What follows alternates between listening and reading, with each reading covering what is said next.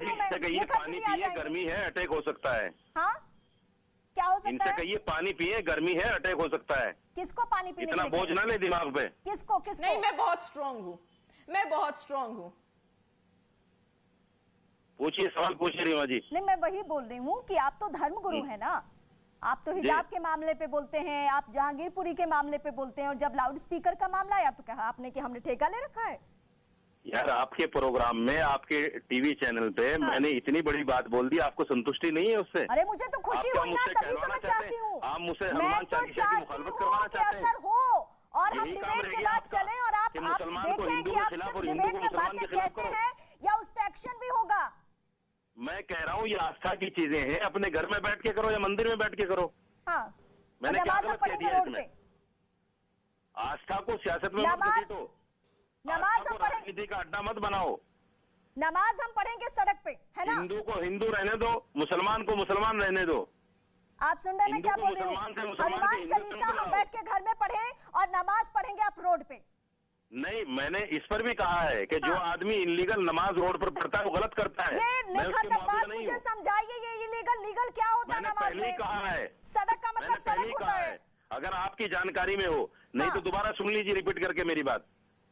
बोलिए बोलिए, लीगल का मतलब क्या और इलीगल नमाज क्या होता है?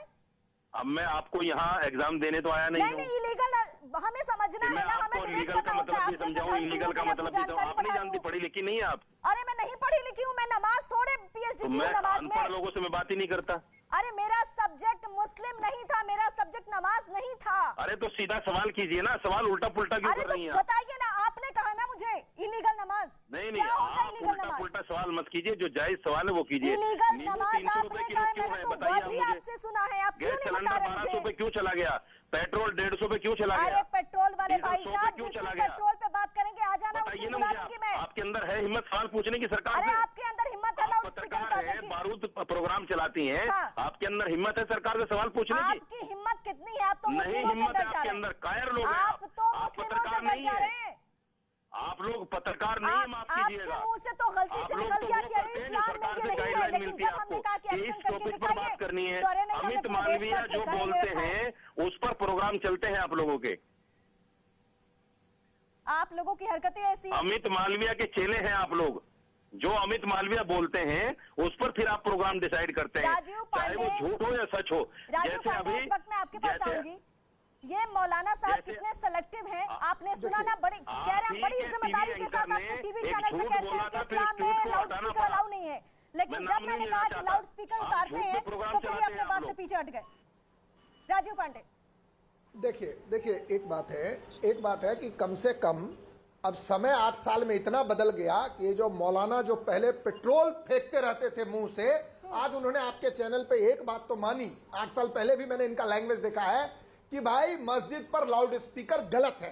तो जो भारतीय जनता पार्टी ने कहा, जो राज साहब ठाकरे ने कहा, उस बात को देश के एक मौलाना रशीदी ने भी इस चैनल पे मान लिया। तो मेरा अनुरोध है इस चैनल से मौलाना रशीदी जी को पूरे देश में भ्रमण करके मस्जिदों पर जो लाउड स्पीकर इलीगल चल रहे हैं उसको हटा देना चाहिए। मेरी बात सुनिए, मौलाना साहब आप बोल रहे थे, मैंने एक शब्द नहीं बोला, मौलाना जी ने एक शब्द नहीं बोला। दूसरी बात, इन्होंने बार बार आपके चैनल पे एक बात कही, इन्होंने बार बार आपके चैनल पे कही, देश बारूद पर बैठा है, देश बारूद पे बैठा है। अरे ये जो है ना, सुनिए, ये 2014 से पहले का भारत नहीं है। एक भी आतंकवादी इस देश में जम्मू कश्मीर और पठानकोट को छोड़ दोगे तो दिल्ली मुंबई आ नहीं पाया, कोलकाता आ नहीं पाया। मैं क्या कह रहा हूँ, कोई बारूद की बात मत करो। नींबू देखिए, नींबू और पेट्रोल की बात आप करेंगे, उसके लिए डिबेट करेंगे, आपको समझा दूंगा, तो आपके समझ में नहीं आएगा। मैं आपको क्या कह रहा हूँ, आपने बारूद की बात की, आप कह रहे हैं कि देश बारूद पे बैठा है, आप चाह रहे हो कि देश में बम ब्लास्ट हो। आपने क्या कहने की कोशिश की? देश बारूद पे बैठा है मतलब देश बारूद पर बैठा है, इसका क्या मतलब है? इसको समझाओ मौलाना साहब, ये समझा दो प्लीज मुझे। आपने कहा बारूद पर बैठा है, आपके पास कुछ इन्फॉर्मेशन है, पहाड़गंज में कुछ इन्फॉर्मेशन अलग से आया है क्या? मुझे एक बात बता दो, बारूद कहाँ है? कहाँ है बारूद? बारूद कहाँ से लेके आए हो जो आप बता रहे हैं इस चैनल पे? और एक बात मैं बता देता हूँ, ये जो आप 150 रुपए नींबू की बात करोगे, पेट्रोल की बात करोगे, देखिए नहीं जवाब देना पूरी चाहते दुनिया को आप? पता है, जो पढ़े लिखे लोग हैं ना, आपका जो मानस पढ़े पिता लिखे जो लोग हैं वो यही कंट्री सवाल है करेंगे वहां आपसे पर कि क्या महंगाई हालत इतनी हो क्यों पता चलेगी, करो। नौकरियां क्यों नहीं है, हम कारोबार क्यों श्रीलंका नहीं का है? देख लो तो तुम जो वही चाह रहे हो। वो हनुमान आप चालीसा पर दुखी बहस हो कि करेंगे। हिंदुस्तान श्रीलंका क्यों नहीं बन रहा, वो अजान पर हिंदुस्तान बहस करेंगे। पाकिस्तान क्यों नहीं बन रहा। लेकिन मैं बता रहा हूँ 4 दिन पहले हिजाब के लिए लड़ रहे थे, और देश में जो 4 दिन पहले हिजाब के लिए लड़ रहे थे वो नौकरी की बात कर रहे हैं। अरे आपके मुंह से नौकरी की बात अच्छी नहीं लगती है। आप तो हिजाब वाले हैं, आप तो घर में बच्चियों की पढ़ाई छुड़वा के बिठाने वाले लोग हैं। आपको कब सिखाया ना गया देखा तबाज क्या भूल गई है कि ये लोग तो हिजाब के लिए लड़ने वाले लोग हैं। ये नींबू ले आया बीच में। अरे बताओ ना पहले बारूद कहाँ से इंफॉर्मेशन है तुम्हारे पास, बारूद पर बैठा है सरकार है। एक बार तो अपने प्रोग्राम में बोल दीजिए कि महंगाई हो रही है, एक बार बोल दीजिए प्लीज। क्यों महंगाई है तो है, इसमें बोलने की अलग से क्या जरूरत है। जो जितने अरे जब हम आम की बात कर रहे हैं तो महंगाई का जिक्र क्यों 2 कर रहे साल हैं? कोरोना का था, 2 साल कोरोना था, इस देश में कोई भी आदमी भूख से नहीं मरा, क्योंकि देश के यशस्वी प्रधानमंत्री जी ने 80 करोड़ लोगों के घर पर अनाज पहुंचाया है। हिसाब से तो हम चलेंगे नहीं। आपको अपना एजेंडा, मैं तो पूछ रही हूँ ना कि कल तक जो हिजाब की बात कर रहे थे आज उनको कैसे रोजगार का जिक्र। की बात नहीं है, अरे जो बच्चियों को हिजाब पहना के घर में बिठाने वाले लोग हैं। मौलाना रशीदी जा करके तेल चावल दाल ले आते हैं सरकार से और फिर कहते हैं कि महंगाई बढ़ गई। अरे इस देश में एक एक आदमी को फ्री वैक्सीन मिला, इस देश में एक एक आदमी 80 करोड़ लोगों को खाना मिला, इस देश में बिजली का कनेक्शन कहा गया, इस देश में डिफेंस का जो एक्सपेंडिचर है, जो पाकिस्तानी और जो घूमते रहते थे तुम्हारे समर्थक वो अरे फिर नींबू चिंता मत करो, नींबू कम हो जाएगा। प्रोडक्शन में हर बार प्याज टमाटर की बात करते हो, हर बार प्याज टमाटर, तुम नींबू पियो। मैं क्या कह रहा हूँ, चलिए नींबू जाने दो। मैं क्या कह रहा हूँ, जब नया प्रोडक्शन आएगा घट जाएगा, चिंता मत करिए। बहुत सारे चेहरे पर फिर से बेनकाब हुए हैं। और आज जो मौलाना साहब आपने बड़ी बात कही है, अगले डिबेट में भी मैं इसका जिक्र जरूर करूंगी, तैयार रहिएगा। और बहुत सारे सवालों का जवाब हम आपसे फिर लेंगे। लेकिन बहुत शुक्रिया हमारे उन दर्शकों का जो इस वक्त हमारे साथ बारूद में जुड़े हुए थे।